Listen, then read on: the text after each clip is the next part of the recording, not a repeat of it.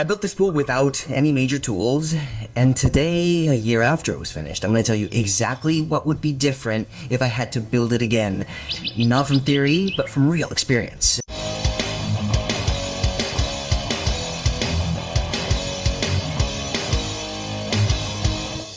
Thousands of people have watched the video when I first built it, and many write to me because they are thinking of building their own pool.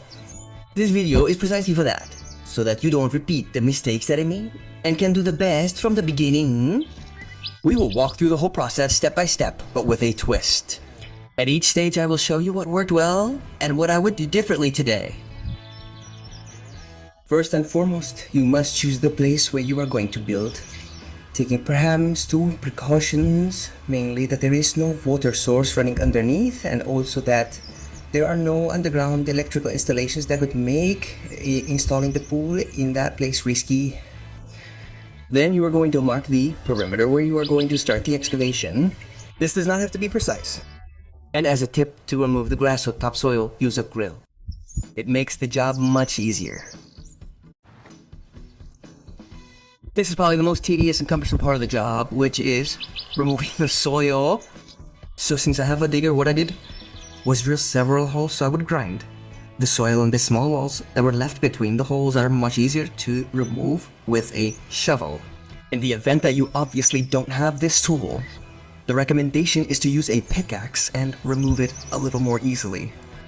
Once the bulk of the excavation is finished, the pool must be squared off. This is one of the most common mistakes I've made it to, which is to dig exactly to the size you expect for the pool, but you have to leave at least 10 or 15 centimeters extra on each side, because then everything will fit together. And if it's short, there's no going back.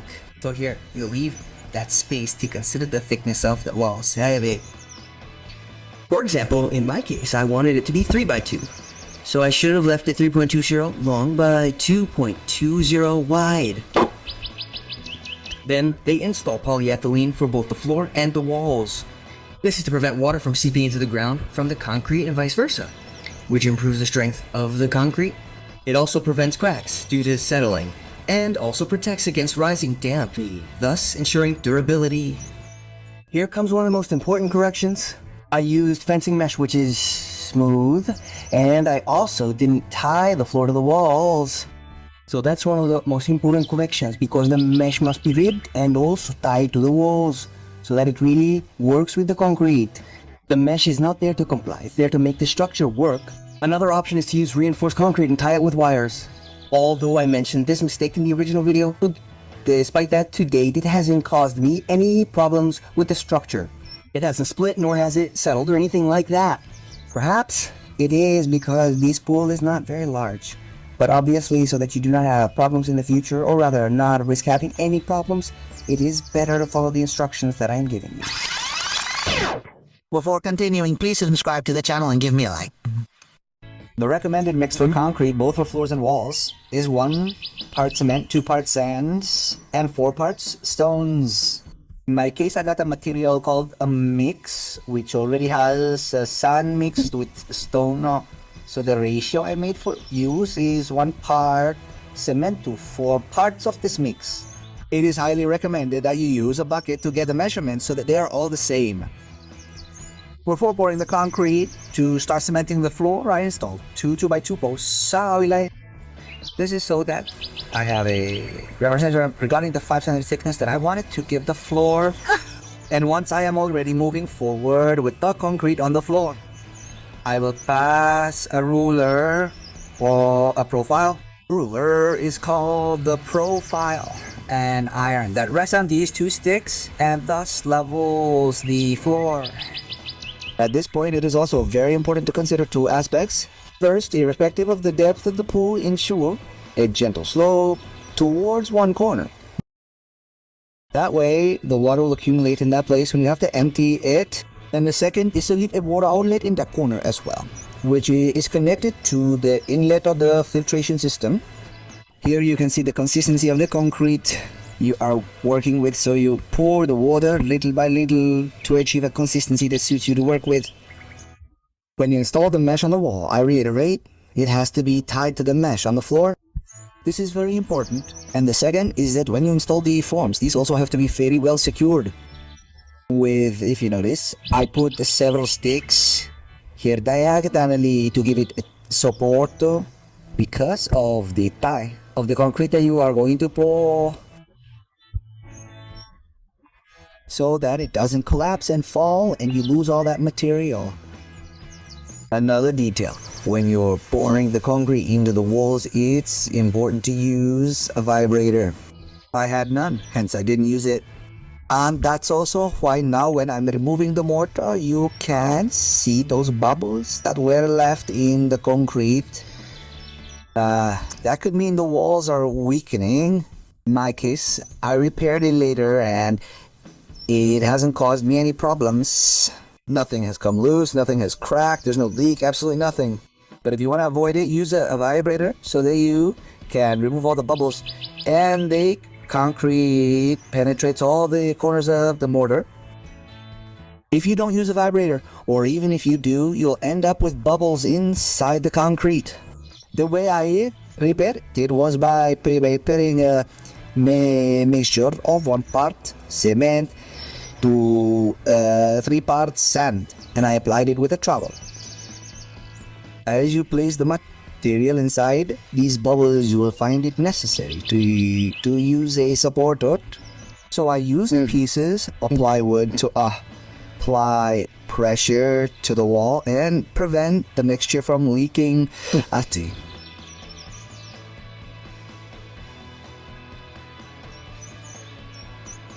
To give the walls that smooth finish, I mixed 1 part cement to 3 parts sand, but in this case fine sand, and I used that to plaster the walls. As you mentioned, this is to give that smooth finish and at the same time seal the water inlets and outlets. In the original video, several users suggested that a waterproofing additive could also be used in this mixture to improve the waterproofing of the pool. I'll make a quick aside here. If you notice, the pool hasn't been painted yet and there's accumulated rainwater there, which has remained that way for several weeks. So it already had good waterproofing without having been painted yet. To make the edges of the pool, I made moldings with 2x2 sticks. Before pouring the concrete, I made a small layer of stabilized concrete, which I compacted and then placed the mesh on top before pouring.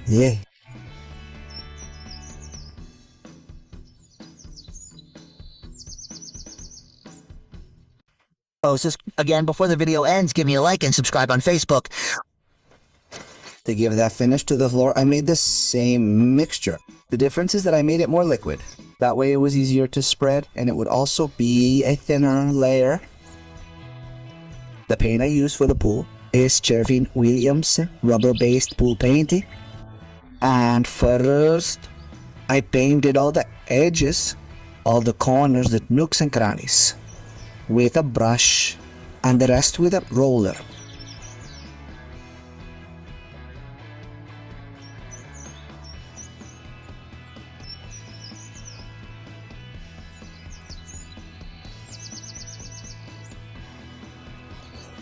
I'm going to cover everything related to the hydraulic system in an exclusive video. Because in the first video I found that people had a lot of doubts about how it worked and what its function was. So I prefer to do it in an exclusive video for that, so that everyone is clear and not cause confusion. Also, to not make this video too long. Likewise, at the suggestion of a user, the only change I would make, in addition to the one I mentioned earlier, which is putting the water outlet at the bottom of the pool, is to use a pump that is for swimming pools, because the one I used improves the air pressure for a house, but it has a higher energy consumption. A user explained this to me and I corroborated it. Also looking for information on the web. What a swimming pool pump does is increase the flow, or rather, it has a higher flow to move water, and it also has low electricity consumption.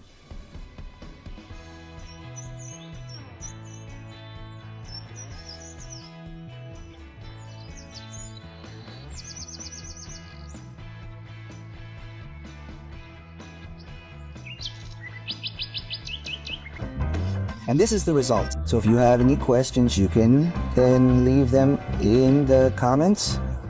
Any contribution is welcome. And I thank all the people who have come to the channel, who have subscribed, who have liked the videos, and who have also shared them. So we will see each other again another time. Have a great time. Bye-bye. What?